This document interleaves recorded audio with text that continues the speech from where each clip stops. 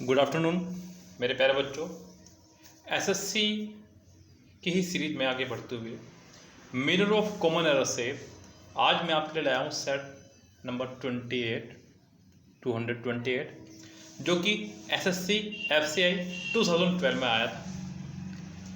यहाँ मैं आपको आज 4 सेट सोल्व कराने वाला हूँ, छोटे छोटे से 228, 230, 231 और 232। यस, हम लोग देखेंगे इनको। मैंने आपको पहले भी कहा है कि आप मिरर ऑफ कॉमन एरर को हल्के मत लीजिएगा। जो बच्चे समझदार हैं उनको पता है कि मिरर ऑफ कॉमन एरर की क्या वैल्यू है, और जिनको नहीं पता है उनको नहीं पता है।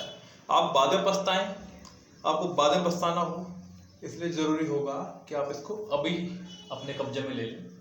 जितनी जल्दी आप इस बुक को अपने कब्जे में ले लेंगे उतना ही आपके लिए फ़ायदेमंद होगा। क्यों होगा फ़ायदेमंद? क्योंकि कॉमन एरर एक बहुत बड़ा रोल प्ले करती है आपके ग्रामर में, इसलिए कॉमन एरर पे सबसे ज़्यादा फोकस रखा जाता है। देखिए ना, आप मोस्टली बच्चे ग्रामर सीखने जाते हैं, फिर कॉमन एरर सॉल्व करते हैं, क्लोज टेस्ट पीक्यूआरएस के लिए बहुत कम बच्चे जाते हैं। हालांकि ये ऐसी बात नहीं कि रोल प्ले नहीं करते, ये भी रोल प्ले करते हैं, लेकिन बेसिक्स यहीं से बनते हैं, फिर उसका ना सबको आसान है सब कुछ। इसलिए आज का सेट शुरू करने से पहले मैंने आपको एक बात बताई। शुरू करते हैं आज का पहला सेट 228, क्वेश्चन नंबर फर्स्ट। इससे पहले कि सेट स्टार्ट हो मैं कैमरा ऑन कर लूँ इसका। ये रहा हमारे पास कैमरा भी। क्वेश्चन नंबर पहला है, कह रहा है कि due to me being a new comer I was unable to get a good house. देखिए यहाँ नॉर्मली बच्चे क्या सोच सकते हैं कि टू एक प्रपोजिशन है तो प्रपोजिशन के बाद ऑब्जेक्ट आ सकता है, कोई दिक्कत नहीं है, सब बता सकते हैं। यही पढ़ा है कि प्रपोजिशन के बाद हमेशा ऑब्जेक्ट आया करता है। लेकिन यहाँ गड़बड़ी कुछ इस तरह से दी गई, यहाँ पे आगे बीइंग दिया गया। क्या दिया गया? बीइंग, जो कि जीरंड है। क्या है? जीरंड। जीरंड यानी कि जिसको हम मानते हैं नाउन। क्या मानते हैं इसको हम लोग? नाउन। और नाउन से पहले एडजेक्टिव का आना ज़रूरी है, और प्रोनाउन में माई, ओवर, योवर, देयर, हिज और हर को पजेसिव एडजेक्टिव कहा गया है। पजेसिव एडजेक्टिव कहा गया है।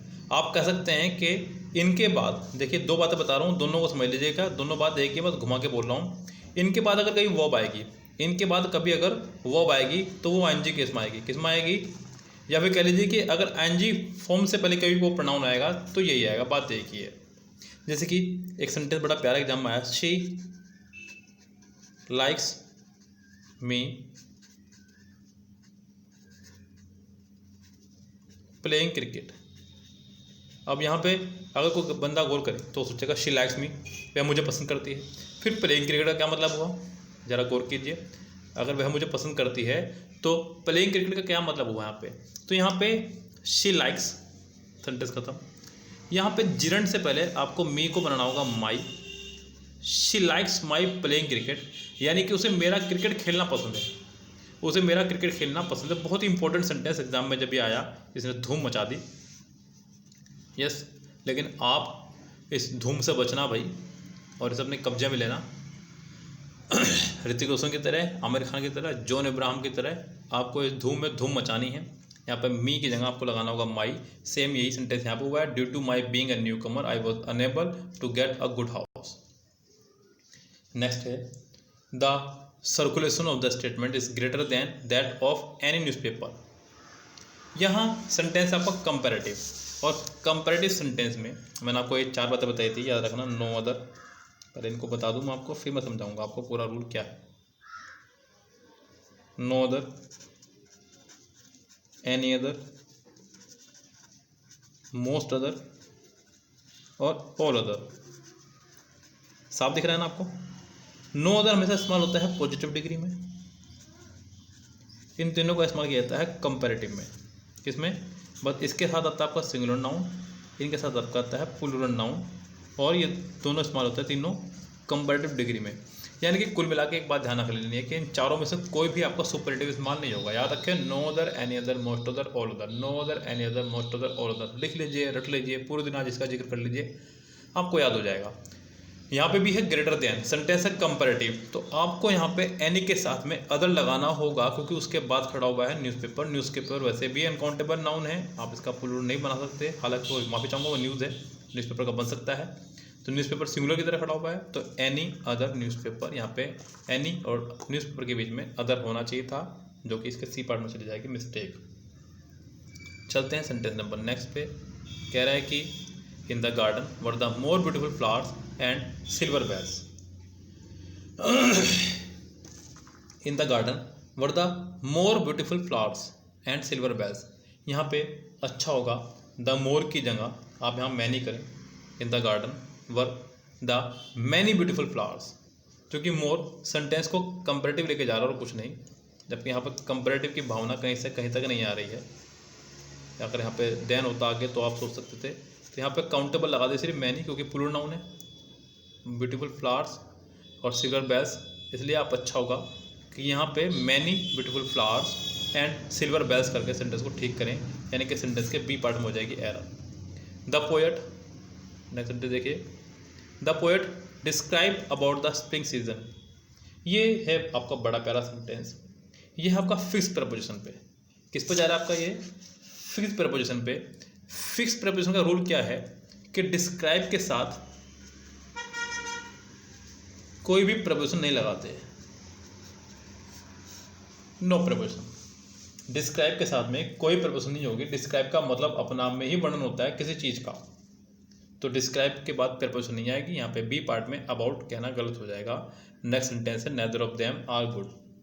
Neither of them are good, याद रखिएगा, ये आपके इंडेफिनेट प्रोनाउन से है।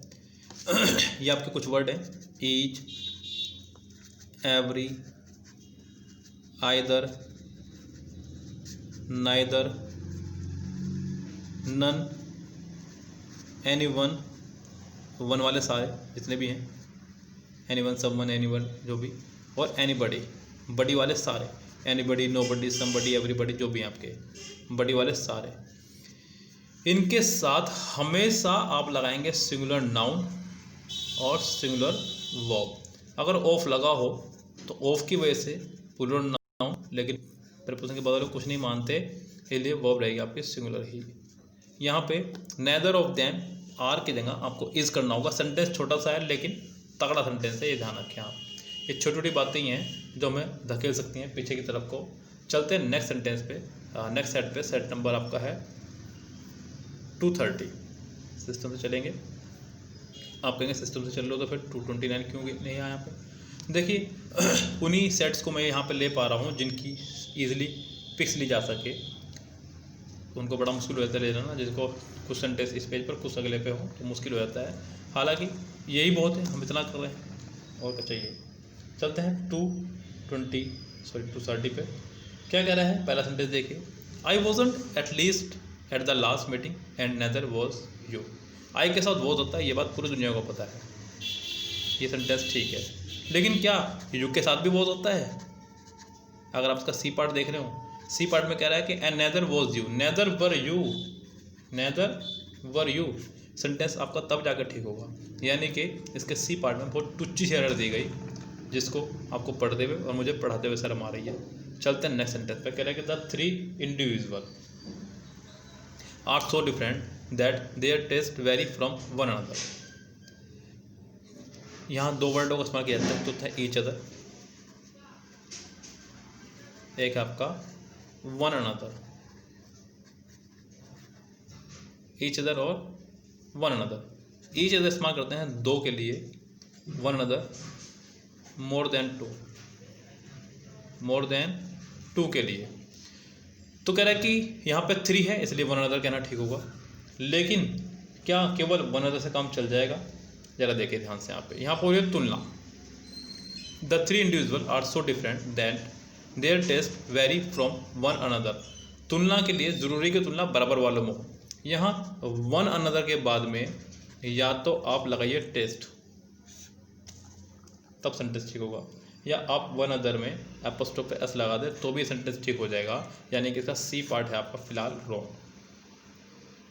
Sentence number third, he remembered that his visa will be expired in a next month. उसे पता है कि उसका वीज़ा जो है नेक्स्ट मंथ में एक्सपायर हो जाएगा। अब यहाँ पे सबसे पहले आप एक चीज़ देखें कि सेंटेंस, पहली बात तो ये पैसिव नहीं बनेगा, जो सबसे इंपॉर्टेंट बात है। विल बी एक्सपायर्ड ये कहना गलत होगा, यहाँ सिर्फ कहना यही ठीक होगा कि सेंटेंस एक्टिव बनाइए, his visa will expire in a next month. लेकिन फिलहाल यहाँ पे एक प्रॉब्लम और भी है कि यहाँ पर आइए आपके कंजक्शन आपके दैट। ये सेंटेंस डायरेक्ट इन दैट्स की फॉर्म में जा रहा है। दैट हो, वेदर हो, इफ हो, WH फैमिली हो, इनसे पिछले वाला सेंटेंस अगर पास्ट में है तो इनके बाद वाला सेंटेंस भी रहेगा पास्ट में ही। अब यहाँ पर आप कहेंगे सर बाद वाला तो फ्यूचर में है, बिल्कुल आपकी बात सही है, लेकिन मैं फ्यूचर को फ्यूचर नहीं मानता, मैं इसको पास्ट रखता हूँ। मैं विल को रखता हूँ प्रेजेंट में, वुड को रखता हूँ पास्ट में, शैल को रखता हूँ प्रेजेंट में, शुड को रखता हूँ पास्ट में, इसी तरह से कैन को रखता हूँ प्रेजेंट में, कुड को पास्ट में, मे को प्रेजेंट में, माइट को पास्ट में। यहाँ विल की जगह अच्छों का वुड करें और बी हटा दें, क्योंकि सेंटेंस में पैसिव का भाव नहीं है। He remember that his visa would expire करना होगा, फिर एक्सपायर्ड नहीं रहेगा क्योंकि मॉडल वर्ब के साथ हमेशा फर्स्ट टर्म आया करती है। Would expire in a month, यानी कि इसका आंसर हो जाएगा आपका C. When I shall see him, I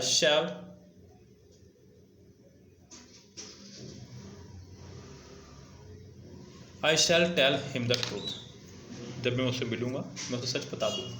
sentence में कुछ इस तरह के भाव नज़र आ रहे हैं मुझे। तो देखिए सेंटेंस में जब आपको भाव नज़र आ रहे हैं तो आपको साथ साथ कहीं ना कहीं डबल मॉडल वर्ब भी नज़र आ रही होगी। क्या है आपके सेंटेंस में? Double modal verb. और इसके लिए मैं लगातार 2 दिन से 2 सेट्स में आ रहा है रूल कि एक भी सेंटेंस में कभी भी 2 मॉडल वर्ब एक साथ नहीं आएंगे। 2 मॉडल वर्ब ही नहीं, कोई भी वो 2 वर्ड जो सेम कैटेगरी की हों, सेम मीनिंग दे रहे हों, वो एक साथ नहीं आएंगे।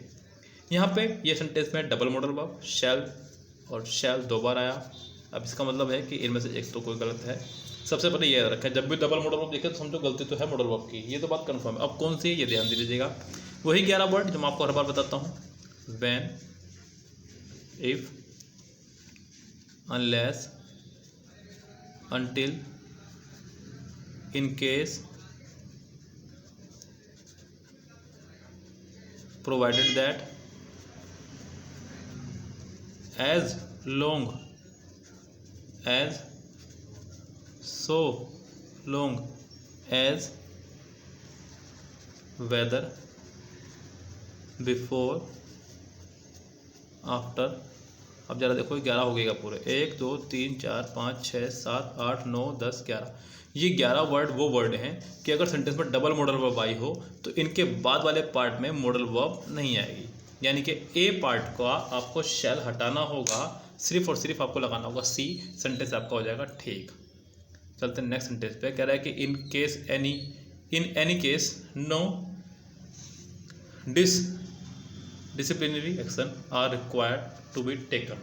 यहाँ पे एक्शन सिंगुलर सब्जेक्ट है एक्शन, आपको सिंगुलर ही वर्ब लेनी होगी, इसलिए आपको आर की जगह यहाँ पे इज़ लगाना होगा, तो ये सेंटेंस ठीक होगा।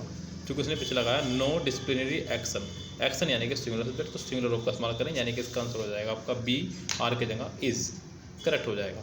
यस, चलते हैं नेक्स्ट सेट पे।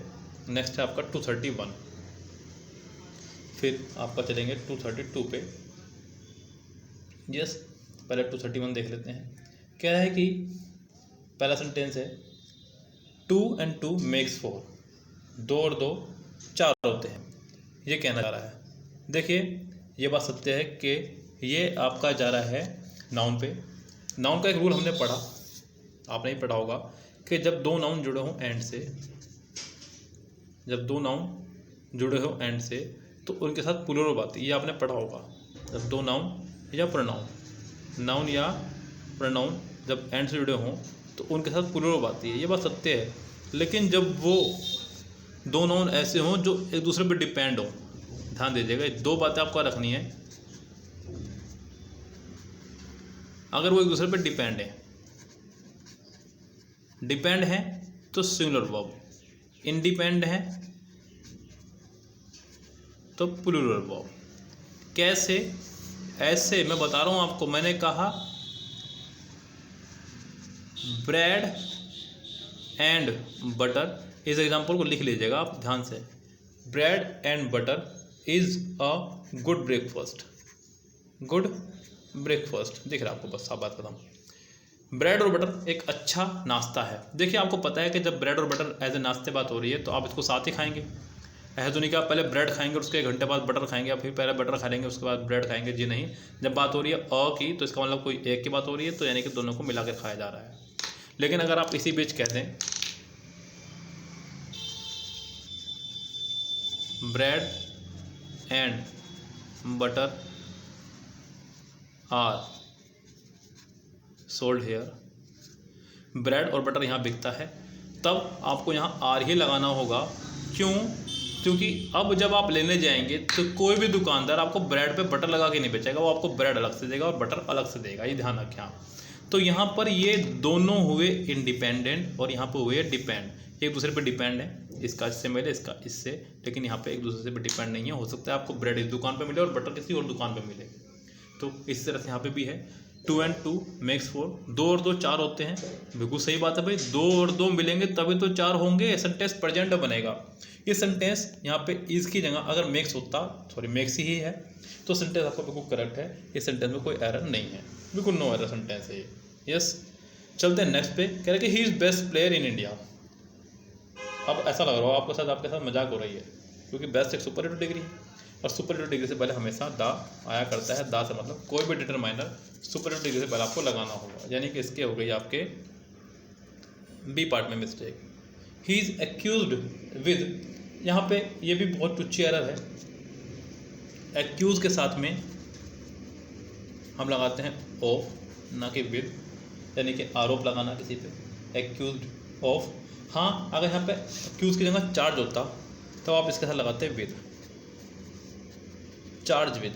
हालांकि दोनों का सेम मीनिंग है, ये ध्यान रखें आप। यस, चाहे यहाँ पे he is accused of committing the murder या फिर he is charged with committing the murder, आप जो भी लगा सकते थे। लेकिन यहाँ पे एक्यूज के साथ ऑफ और चार्ज के साथ विद आता है, या तो एक्यूज को उठा के चार्ज लगाइए या फिर विद को उठा के ऑफ लगाइए, यानी कि इसके बी पार्ट में ही एरर है। आपको बी पार्ट की एरर ठीक करनी होगी। सेंटेंस नंबर 4 क्या कह रहा है? कह रहा है कि he said that he cannot find his key। he said that आ गया, that से पीछे said आ गया। said आपकी सेकंड फॉर्म है से की, तो आगे फिर cannot कैसे रहेगा? यहाँ पे आपको करना होगा could not। क्या करना होगा?